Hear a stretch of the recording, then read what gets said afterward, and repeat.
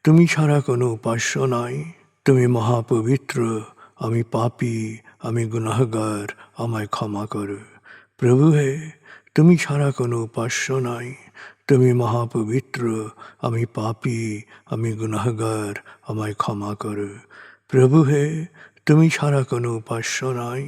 তুমি মহাপবিত্র, আমি পাপী, আমি গুনাহগার, আমায় ক্ষমা করো।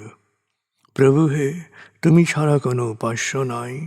তুমি মহাপবিত্র, আমি পাপী, আমি গুনাহগার, আমায় ক্ষমা করো। প্রভু হে, তুমি ছাড়া কোনো উপাস্য নাই। তুমি মহাপবিত্র, আমি পাপী, আমি গুনাহগার, আমায় ক্ষমা করো। প্রভু হে, তুমি ছাড়া কোনো উপাস্য নাই। তুমি মহাপবিত্র, আমি পাপী, আমি গুনাহগার, আমায় ক্ষমা করো। প্রভু হে, তুমি ছাড়া কোনো উপাস্য নাই। তুমি মহাপবিত্র, আমি পাপী, আমি গুনাহগার, আমায় ক্ষমা করো। প্রভু হে, তুমি ছাড়া কোনো উপাস্য নাই। তুমি মহাপবিত্র, আমি পাপী, আমি গুনাহগার, আমায় ক্ষমা করো। প্রভু হে, তুমি ছাড়া কোনো উপাস্য নাই। তুমি মহাপবিত্র, আমি পাপী, আমি গুনাহগার, আমায় ক্ষমা করো। প্রভু হে, তুমি ছাড়া কোনো উপাস্য নাই। তুমি মহাপবিত্র, আমি পাপী, আমি গুনাহগার, আমায় ক্ষমা করো। প্রভু হে, তুমি ছাড়া কোনো উপাস্য নাই। তুমি মহাপবিত্র, আমি পাপী, আমি গুনাহগার, আমায় ক্ষমা করো। প্রভু হে, তুমি ছাড়া কোনো উপাস্য নাই। তুমি মহাপবিত্র, আমি পাপী, আমি গুনাহগার, আমায় ক্ষমা করো। প্রভু হে, তুমি ছাড়া কোনো উপাস্য নাই।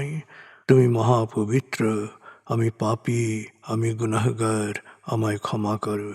প্রভু হে, তুমি ছাড়া কোনো উপাস্য নাই। তুমি মহাপবিত্র, আমি পাপী, আমি গুনাহগার, আমায় ক্ষমা করো।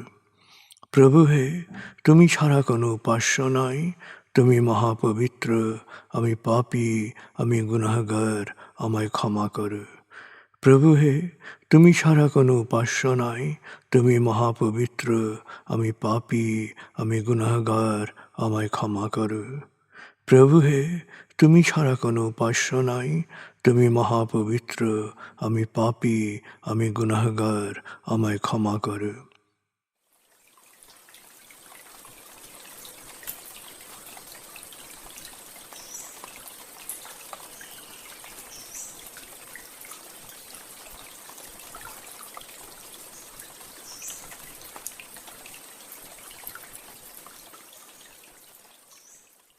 এবার আমরা সূরা তাকবীর এর মর্মবাণীর অংশ বিশেষে ডুবে যাব। তারপর ডুবে যাব আজকের জন্য নির্ধারিত সূরার তেলাওয়াত ও মর্মবাণীতে। 81 সূরা তাকবীর। দয়াময় মেহেরবান আল্লাহর নামে।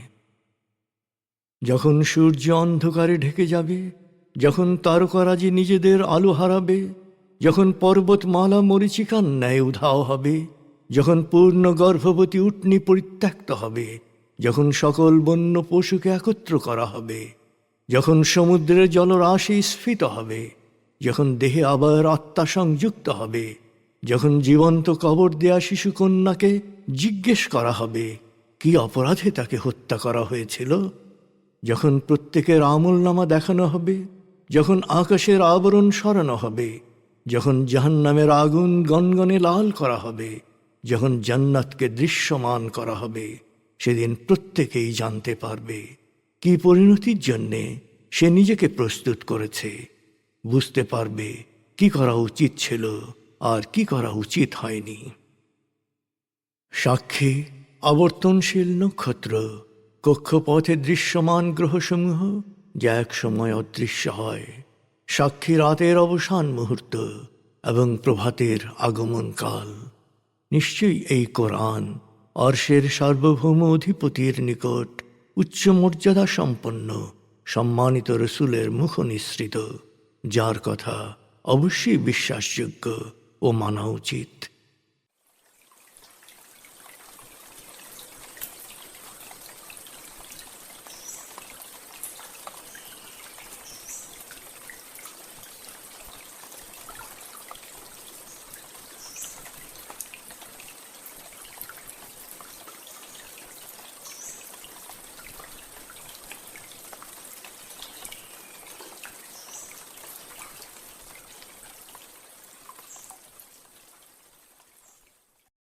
এবার আমরা সূরা আন-নাহল 22 থেকে 36 আয়াতের তেলাওয়াত ও মর্মবাণীর গভীরে ডুবে যাব। 16 সূরা আন-নাহল। বিসমিল্লাহির রহমানির রহিম। ইলাহুকুম ইলাহুন ওয়াহিদ فالذين لا يؤمنون بالآخرة قلوبهم منكرة وهم مستكبرون لا جرم أن الله يعلم ما يسرون وما يعلنون إنه لا يحب المستكبرين وإذا قيل لهم ماذا أنزل ربكم قالوا أساطير الأولين ليحملوا أوزارهم كاملة يوم القيامة ومن أوزار الذين يضلونهم بغير علم ألا ساء ما يزرون قد مكر الذين من قبلهم فأتى الله بنيانهم من القواعد فخر عليهم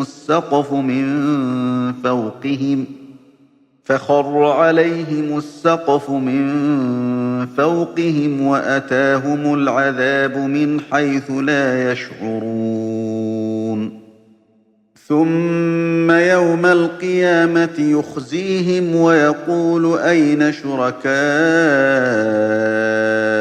الذين كنتم تشاقون فيهم قال الذين أوتوا العلم إن الخزي اليوم والسوء على الكافرين الذين تتوفاهم الملائكة ظالمي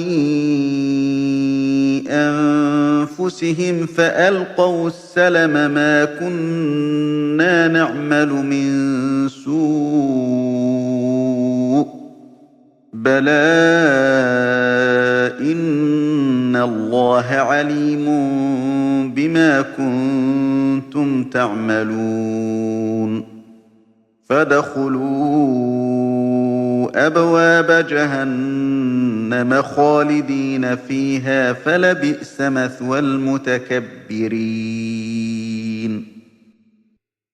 وقيل للذين اتقوا ماذا أنزل ربكم قالوا خيرا للذين أحسنوا في هذه الدنيا حسنة ولدار الآخرة خير ولنعم دار المتقين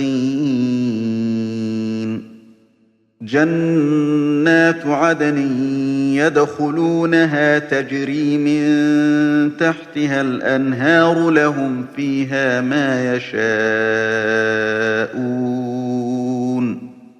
كذلك يجزي الله المتقين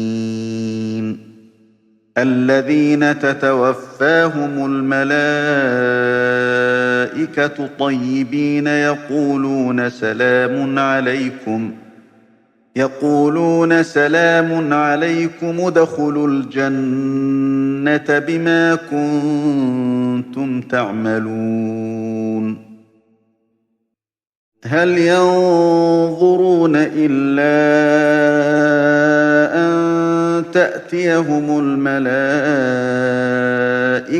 أو يأتي أمر ربك كذلك فعل الذين من قبلهم وما ظلمهم الله ولكن كانوا أنفسهم يظلمون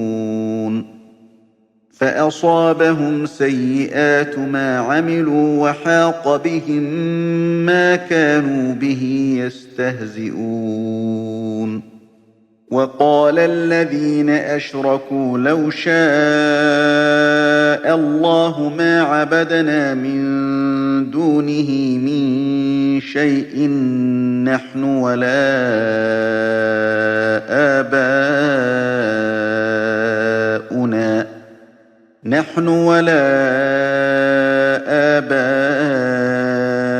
آباؤنا ولا حرمنا من دونه من شيء كذلك فعل الذين من قبلهم فهل على الرسل إلا البلاغ المبين ولقد بعثنا في كل أمة رسولا أن اعبدوا الله واجتنبوا الطاغوت فمنهم من هدى الله ومنهم من حقت عليه الضلالة فسيروا في الأرض فانظروا كيف كان عاقبة المكذبين দয়াময় মেহেরবান আল্লাহর নামে। হে মানুষ, তোমাদের উপাস্য শুধু একজনই, কিন্তু যারা আখিরাতে অবিশ্বাস করে তাদের অন্তর সত্য বিমুখ। মিথ্যা অহংকারী তারা এই সত্যকে স্বীকার করে না। আর আল্লাহ জানেন যা তারা প্রকাশ করে বা যা তারা গোপন রাখে। নিশ্চয়ই আল্লাহ অহংকারীদের অপছন্দ করেন। যখনই ওদেরকে কেউ জিজ্ঞেস করে তোমাদের প্রতিপালক কি নাজিল করেছেন, তখন ওরা বলে এ তো সেকেলে কল্পকাহিনী। তাই মহাবিচার দিবসে ওরা ওদের পুরো পাপের বোঝা বহন করবে, সেই সাথে বহন করবে সেই মূর্খদের পাপের বোঝা যাদের ওরা মিথ্যা দ্বারা বিভ্রান্ত করেছিল। চিন্তা করো ওদের পাপের বোঝা কত ভারী হবে। ওদের পূর্ববর্তীরাও একই রকম বিভ্রান্তির ধূম্রজাল ছড়িয়েছিল। ওরা ষড়যন্ত্র করেছিল সত্যের বিপক্ষে। ওরা যা কিছু নির্মাণ করেছিল তার ভিত্তিমূলে আল্লাহ আঘাত হানলেন। ফলে পুরো ছাদই ধসে পড়ল ওদের ওপর। ওরা ভাবতেও পারেনি এভাবে আযাব আসবে। মহাবিচার দিবসে তিনি ওদের সবাইকে লাঞ্ছনার চাদরে ঢেকে দেবেন। জিজ্ঞেস করবেন, এখন তোমাদের সে উপাস্যরা কোথায় যাদেরকে আমার সাথে শরিক করেছ, যাদের জন্যে হঠকারিতা করে সত্য পথ থেকে বিচ্ছিন্ন ছিলে? দুনিয়ায় যারা সত্য জ্ঞান লাভ করেছিল তারা তখন বলবে, আজ সত্য অস্বীকারীদের জন্যে লাঞ্ছনা ও দুর্ভোগ নিশ্চিত। নিজেদের প্রতি জুলুমরত অবস্থায় ফেরেশতারা যাদের জান কবজ করেছে তারা আত্মসমর্পণ করে বলবে, আমরা তো কোনো মন্দ কাজ করতাম না। ফেরেশতারা জবাবে বলবে, তোমরা যা করছিলে আল্লাহ সে সম্পর্কে পুরোপুরি ওয়াকিবহাল। অতএব এবার তোমরা জাহান্নামে প্রবেশ করো, সেখানেই থাকবে চিরকাল। আসলে অহংকারীদের নিবাস কতই না নিকৃষ্ট। আর যারা আল্লাহ সচেতন ছিল তাদের যখন জিজ্ঞেস করা হবে তোমাদের প্রতিপালক কি নাজিল করেছিলেন, তারা জবাবে বলবে, মহাকল্যাণ। যারা সৎকর্মে লেগে থাকে দুনিয়ায় তাদের জন্য রয়েছে কল্যাণ, আর আখিরাতের আবাস তাদের জন্যে আরো উত্তম। আল্লাহ সচেতনদের আবাস কতই না উত্তম। তারা প্রবেশ করবে জান্নাতে, যার পাদদেশে থাকবে প্রবহমান ঝর্ণাধারা। তারা যাই চাইবে তাই সেখানে তাদের জন্য থাকবে। আল্লাহ সচেতনদের তিনি এভাবেই পুরস্কৃত করেন। পবিত্র থাকা অবস্থায় ফেরেশতারা তাদের রূহ বের করে নেবে। ফেরেশতারা তাদের বলবে, তোমাদের উপর শান্তি, তোমরা তোমাদের সৎকর্মের পুরস্কার হিসেবে জান্নাতে প্রবেশ করো। হে নবী, সত্য অস্বীকারীরা শুধু প্রতীক্ষা করতে চায় ফেরেশতার দৃশ্যমান আগমনের অথবা তোমার প্রতিপালকের নির্ধারিত শাস্তি আসার। ওদের পূর্ববর্তী পাপীরাও তাই করত। ওদের যখন ধ্বংস করে দেয়া হলো, তখন আল্লাহ ওদের উপর কোনো অন্যায় করেননি। ওরা নিজেরাই নিজেদের উপর জুলুম করেছিল। ওদের জুলুমের বোঝাই ওদের উপর নিপতিত হল। যে আযাব নিয়ে ওরা ঠাট্টা বিদ্রূপ করত, সে আযাবই ওদের গ্রাস করল। শরিককারীরা এখন বলে, আল্লাহ যদি চাইতেন তবে আমরা অবশ্যই তাকে ছাড়া অন্য কারো উপাসনা করতাম না, আমাদের বাপ দাদারাও করত না। তার হুকুম ছাড়া কোনো জিনিসকে হারাম বলেও গণ্য করতাম না। ওদের পূর্ববর্তী পাপী বাপ দাদারাও এ ধরনের কথাই বলত। আসলে রসুলদের কর্তব্য তো শুধু সত্যবাণী সবার কাছে পৌঁছে দেয়া। আল্লাহর ইবাদত করা এবং তাগুত বা অপশক্তির উপাসনা বর্জন করার আহ্বান জানানোর জন্যেই আমি যুগে যুগে প্রত্যেক জাতির মধ্যে রসুল পাঠিয়েছি। তারপর রসুলদের মাধ্যমে আল্লাহ অনেককে সৎপথ প্রদর্শন করেছেন, কিন্তু অনেকেই বিপথগামিতার শিকার হয়েছে। অতএব হে মানুষ, সারা পৃথিবী সফর করো এবং দেখো যারা সত্যকে অস্বীকার করেছিল তাদের শেষ পরিণতি কি হয়েছিল।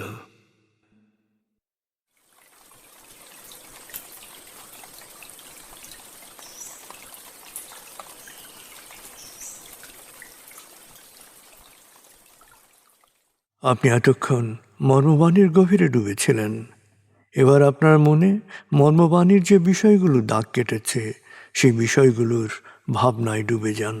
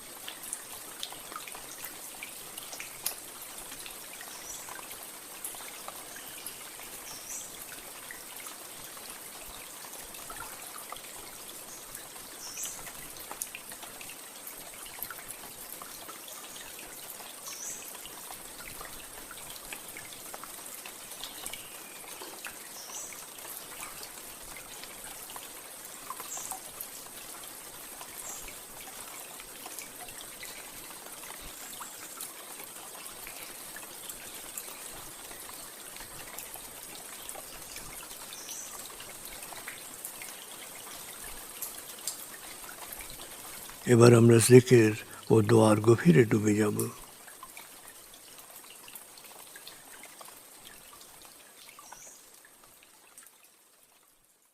এবার হালকাভাবে চোখ বন্ধ করুন, লম্বা দম নিন, নাক দিয়ে দম নিন, আস্তে আস্তে মুখ দিয়ে দম ছাড়ুন।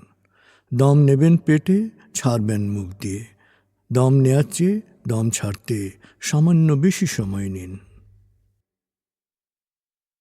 দম নিতে নিতে ভাবুন প্রকৃতি থেকে অফুরন্ত প্রাণশক্তি শরীরে প্রবেশ করছে, আর দম ছাড়তে ছাড়তে ভাবুন শরীরের সকল দূষিত পদার্থ বাতাসের সাথে বেরিয়ে যাচ্ছে। নাক দিয়ে দম নিতে নিতে ভাবুন প্রকৃতি থেকে অফুরন্ত প্রাণশক্তি শরীরে প্রবেশ করছে, আর মুখ দিয়ে দম ছাড়তে ছাড়তে ভাবুন শরীরের সকল দূষিত পদার্থ বাতাসের সাথে বেরিয়ে যাচ্ছে। দম নিতে নিতে ভাবুন প্রকৃতি থেকে অফুরন্ত প্রাণশক্তি শরীরে প্রবেশ করছে। দম ছাড়তে ছাড়তে ভাবুন শরীরের সকল দূষিত পদার্থ বাতাসের সাথে বেরিয়ে যাচ্ছে। দম নিতে নিতে ভাবুন প্রকৃতি থেকে অফুরন্ত প্রাণশক্তি শরীরে প্রবেশ করছে, আর দম ছাড়তে ছাড়তে ভাবুন শরীরের সকল দূষিত পদার্থ বাতাসের সাথে বেরিয়ে যাচ্ছে। দম নিতে নিতে ভাবুন প্রকৃতি থেকে অফুরন্ত প্রাণশক্তি শরীরে প্রবেশ করছে, আর দম ছাড়তে ছাড়তে ভাবুন শরীরের সকল দূষিত পদার্থ বাতাসের সাথে বেরিয়ে যাচ্ছে। এবার দম স্বাভাবিক হতে দিন। স্বাভাবিকভাবে নাক দিয়ে দম নিয়ে নাক দিয়ে দম ছাড়ুন। আপনার অঙ্গ শিথিল ও নিষ্প্রাণ হয়ে আসছে। এবার নাক দিয়ে ধীরে ধীরে দম নিয়ে বেশ সময় নিয়ে ধীরে ধীরে নাক দিয়ে দম ছাড়ুন। দম নেওয়ার চেয়ে ছাড়ায় সময় একটু বেশি নিন। ধীরে ধীরে দম নিন, ধীরে ধীরে দম ছাড়ুন। ধীরে ধীরে দম নিন, ধীরে ধীরে দম ছাড়ুন। ধীরে ধীরে দম নিন, ধীরে ধীরে দম ছাড়ুন। ধীরে ধীরে দম নিন, ধীরে ধীরে দম ছাড়ুন। ধীরে ধীরে দম নিন, ধীরে ধীরে দম ছাড়ুন। এবার দম স্বাভাবিক হতে দিন। আপনি এখন দম খেয়াল করুন। বাতাস নাক দিয়ে ফুসফুসে প্রবেশ করছে, আবার বেরিয়ে আসছে। আপনার পুরো মনোযোগ নাকে দমের প্রবেশ পথে দিন। বাতাস স্বাভাবিক যাওয়া আসা করুক, আপনি শুধু দম খেয়াল করুন।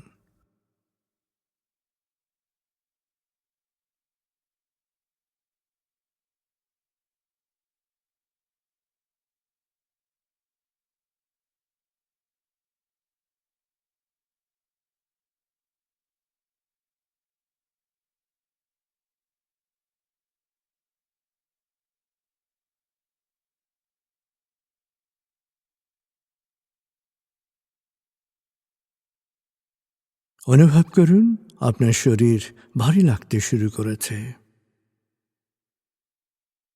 আরাম, আরাম, আরাম। অনুভব করুন শীতলতা স্রোতের মতো, বরফ গলা পানির মতো আপনার মাথা থেকে শরীর বেয়ে নিচের দিকে নেমে যাচ্ছে।